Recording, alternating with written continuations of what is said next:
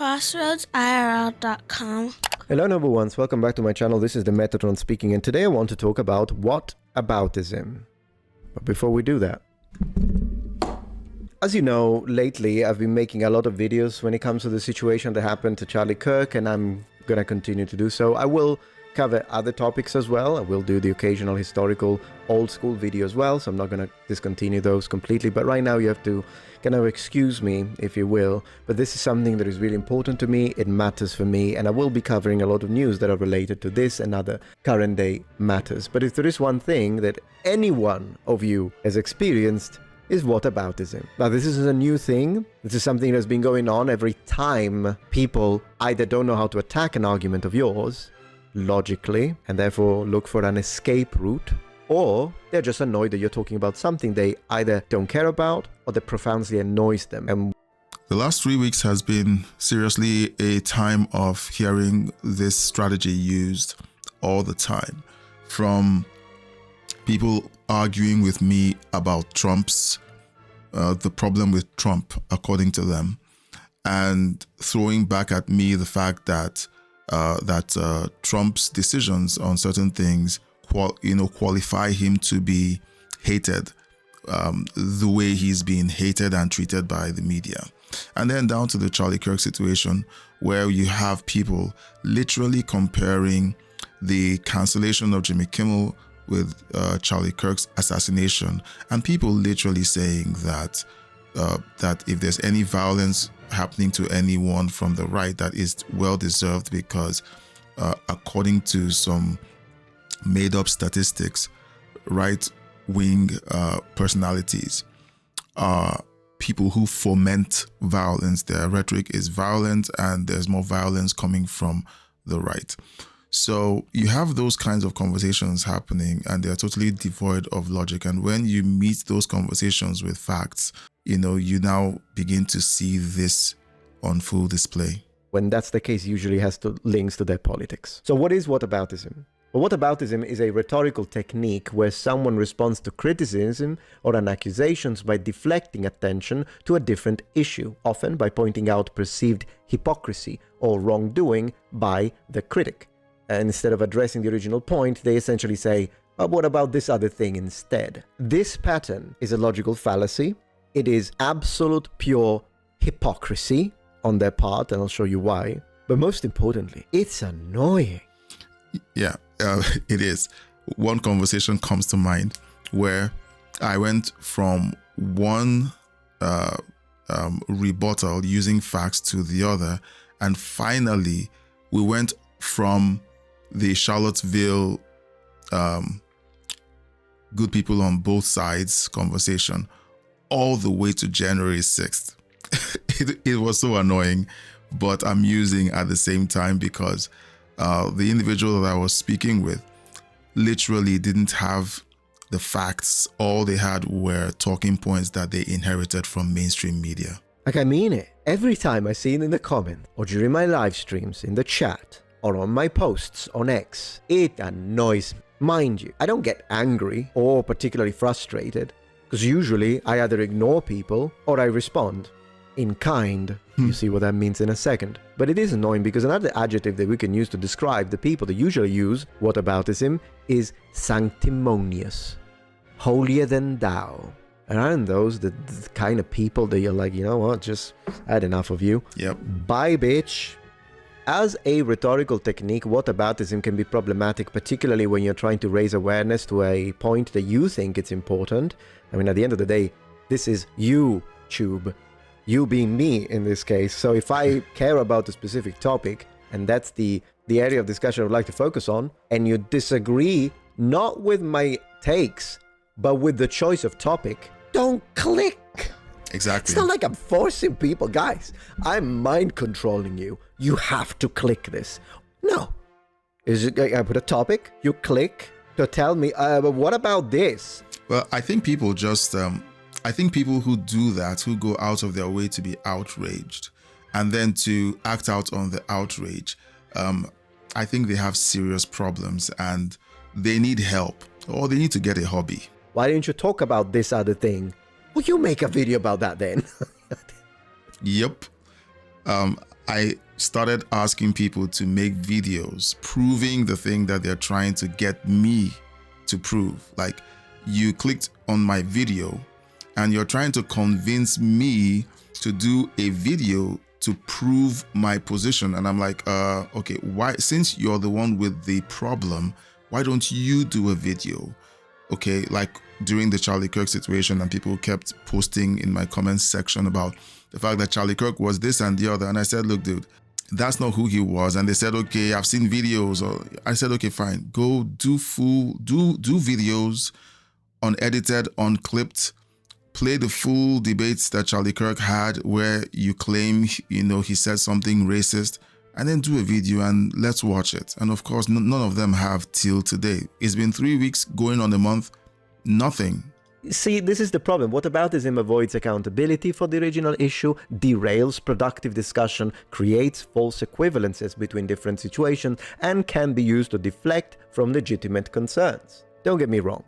Pointing out legitimate double standards can be relevant and productive to a discussion or debate, but you can tell them apart very easily. What does whataboutism look like? Well, let me give you one of the most prominent examples that I've had to deal with since I started talking about Charlie Kirk. Yep. Look, Charlie Kirk got assassinated. It's a disgusting thing. It's horrible. Look, everyone is laughing about it. What the heck?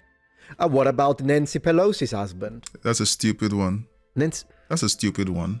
I'm going to have to make a video dedicated to Nancy Pelosi's husband, but suffice to say, to the people that have been wasting their precious time to comment that, I would like to do a single reply now. Yeah, it was horrible what happened to Pelosi's husband. I wish it never happened to him. And people that laughed about it were wrong. Can I now speak about Charlie Kirk? Thank you. Because you see, Charlie Kirk is relevant now. It happened now, which is why I should have priority. 2, it's on a completely different level. The guy died. Mr. Pelosi did not die. 3, Charlie Kirk's was a political assassination. Mr. Pelosi's wasn't a political assassination. It was a private matter, the way I understand it. Correct me if I'm wrong. 4, there weren't tens of thousands of people laughing at Nancy Pelosi's husband being hit, and they didn't receive over 500,000 likes on a single video.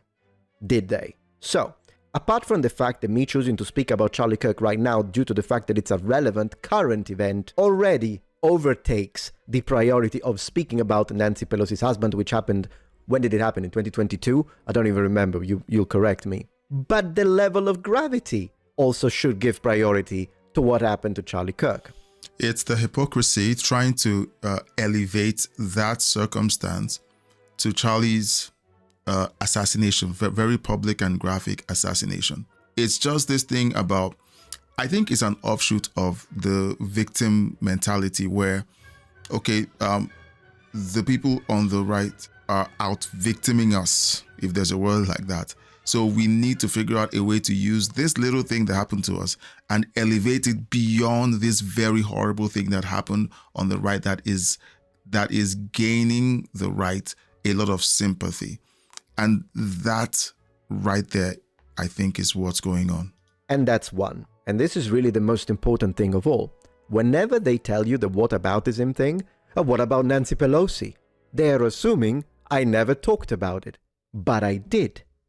I spoke about it, both on X with a post and on my channel and my live streams, condemning it. Because when people brought it up, I said it. Oh yeah, what happened to her husband was horrible, obviously. Yeah. So that's another problem. The people that use the whataboutism never check. They assume. Why? Because the reality they're doing it because they don't want you to talk about what you're talking about. That's all there is to it. Let me give you another example that people have been telling me. So I've been speaking about the situation with Charlie Kirk, and people tell me, oh, you're condemning what happened with Charlie Kirk and you're sympathizing with his children, but what about the children in Gaza? What on It's another one I get. I want to do a double response to this type of whataboutism, specifically with this topic. The first half of the response is the following. Once again, they did not check.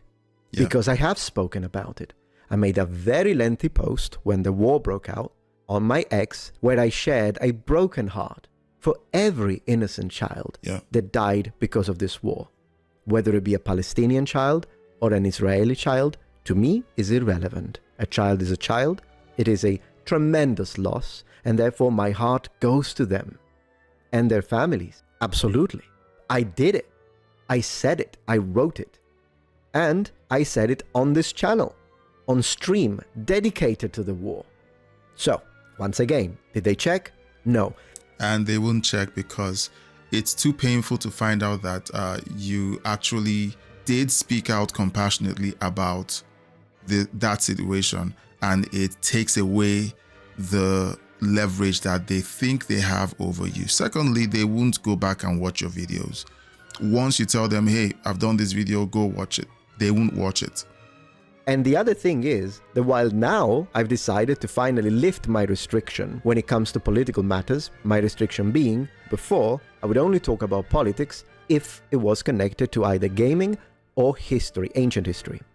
But now I lifted that, and I will talk about whatever I want, whenever I want, without having to give any justification. And a lot of it is happening because of this situation with Charlie Kirk. A lot of people feel like, okay, they've muzzled themselves long enough and they think it's time to simply express themselves fully.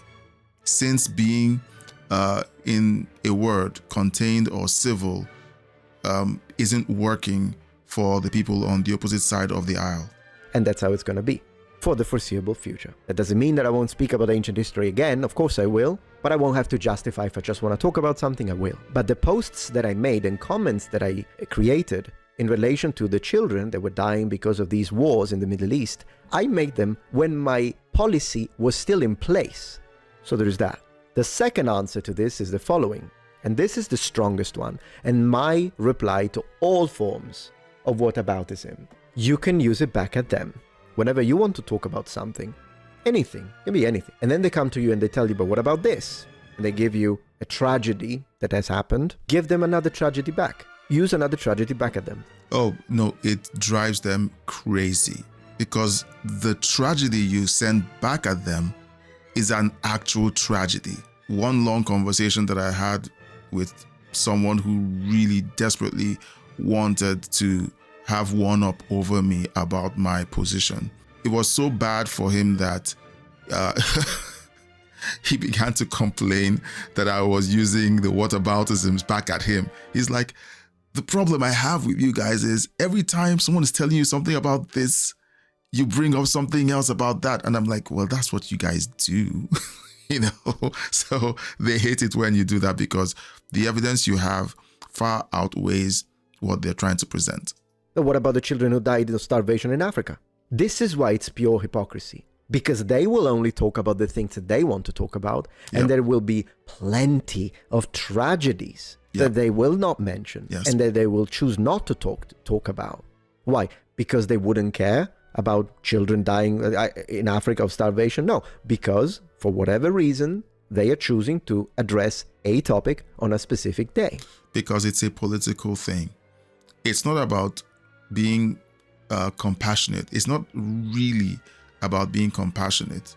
It's about using an incident to gain a political advantage.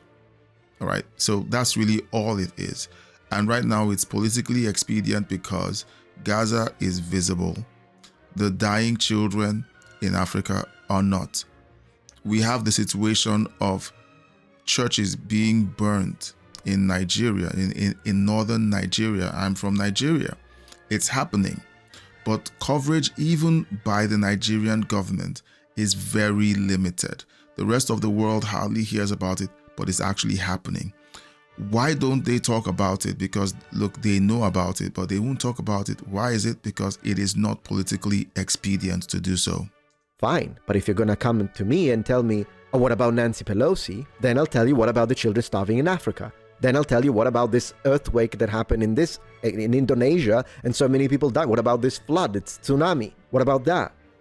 And why are you talking about Nancy Pelosi's husband and not about the tsunami in Indonesia? This is why this line of critique is not only stupid, profoundly stupid, but it's hypocritical, which makes it ironic. Because you see, at its core, whataboutism as a technique is supposed to be used to call out hypocrisy. Yes. That's why people are using it against me or you.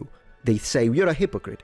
You're not talking about Nancy Pelosi, or you never mentioned anything about the children, whatever the heck war they want to talk about.